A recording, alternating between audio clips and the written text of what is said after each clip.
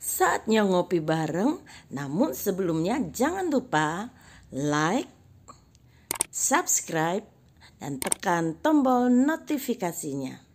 Serta bagikan kepada yang lain.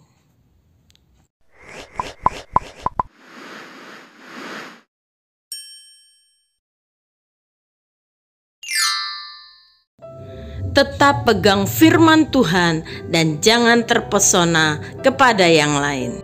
Shalom, sekarang saya ada di dapur. Saya masih punya satu telur ayam kampung yang dikasih oleh Pak Budi Santoso. Terima kasih loh ya Pak Budi Santoso, Bu Budi Santoso. Ini tinggal satu. Saya pagi ini mau ngerjain dulu suami saya. Dia percaya apa enggak ya? Yuk lihat kenakalan saya. Hani, Han, telurnya lo mau keluar anaknya Han, pasang ya, pasang kamera di situ, pasang. Oke, aku ke situ ya, tak tunjukin, tapi kamu video ya. Ya pagi ini istriku teriak dari dapur. Saya nggak tahu kenapa bawa apa dia. Iya lah. Hah? Apa ini nih? Ada anaknya loh bang. Hah? Lihat nih, bergerak. Ada aja kau ada anak nggak ada induknya kok. Iya loh. Yang telur dari Pak Budi kemarin dikasih. Macam bagus. Telur yang dikasih Pak Budi Santoso. Iya. Ternyata di dalam ada ayamnya. Loh, sudah kena kah? Hah? Sudah kena? Loh, hidup. Kurang ajar. Ya, karena kata-kata saya yang mempengaruhi suami saya, maka suami saya percaya kepada apa yang saya katakan, sehingga dia melupakan hukum alam, melupakan apa yang selama ini dia percayai mengenai bagaimana telur bisa menetas. Karena terlalu percaya kepada saya sebagai istrinya, maka suami saya pun kena prank. Rasul Paulus pernah mengungkapkan kekecewaannya kepada jemaat Tuhan yang ada di Galatia. Galatia 1 ayat 6 dan 7.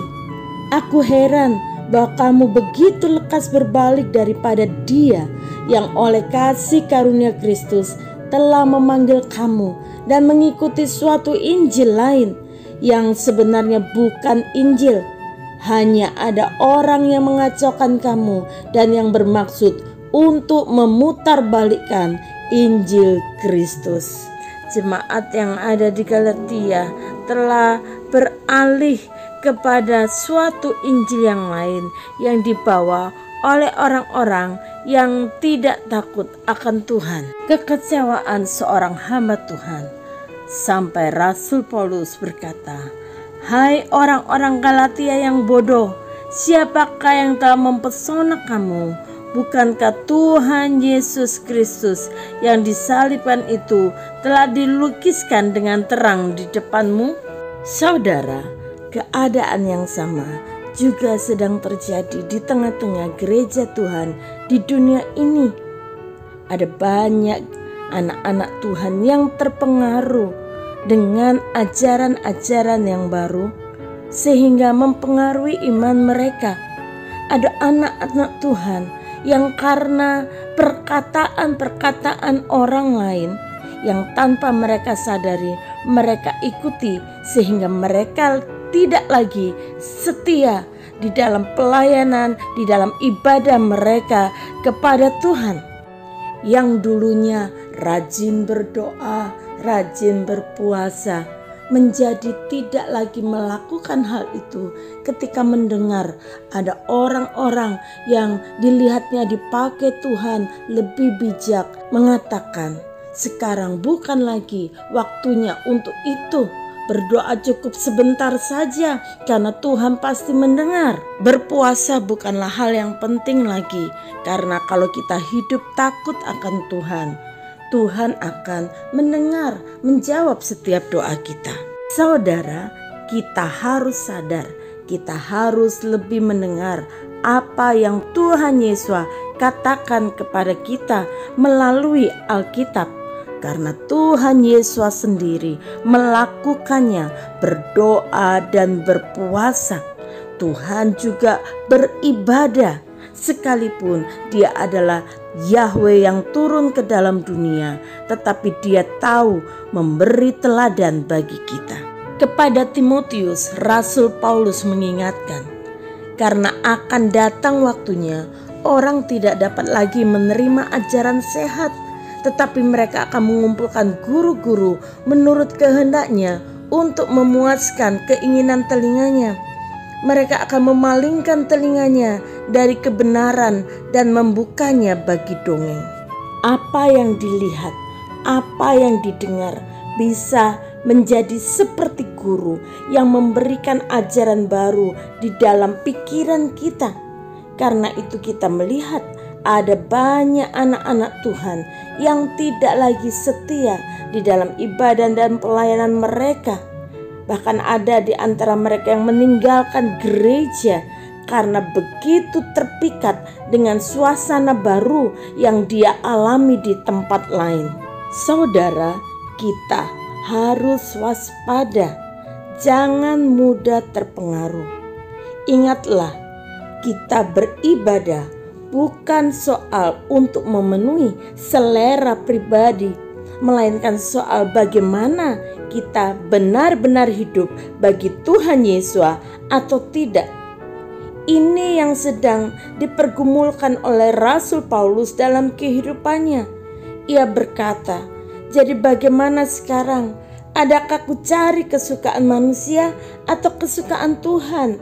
Adakah ku coba berkenan kepada manusia? Sekiranya aku masih mau mencoba berkenan kepada manusia, maka aku bukanlah hamba Kristus. Saudara, mari kita hidup menurut Injil yang benar, yaitu hidup menurut kesukaan Tuhan dan bukan menuruti kesukaan diri sendiri. Karena kecenderungan kekristenan kita lebih pada apa yang kita sukai, maka kita harus waspada, kita sedang melenceng dari Injil Kristus. Kita harus mengembalikan diri kita kepada Injil yang sebenarnya. Mari bersama kita kembali kepada kebenaran yang sesungguhnya yang Tuhan Yesus mau kita lakukan dalam hidup kita menjelang hari kedatangannya. Bapa, kami bersyukur kepadamu. Engkau senantiasa menyatakan firman kebenaran-Mu kepada kami, untuk kami mengerti apa yang menjadi kehendak Tuhan dalam kehidupan kami.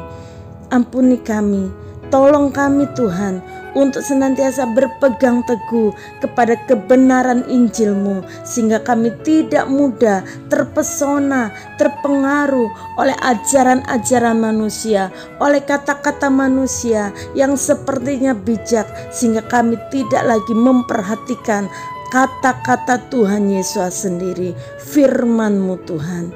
Ampuni kami. Kami mau kembali lebih setia, lebih sungguh-sungguh melakukan kebenaran firman Tuhan, sehingga kami boleh menikmati penggenapan firman Tuhan di dalam kehidupan kami.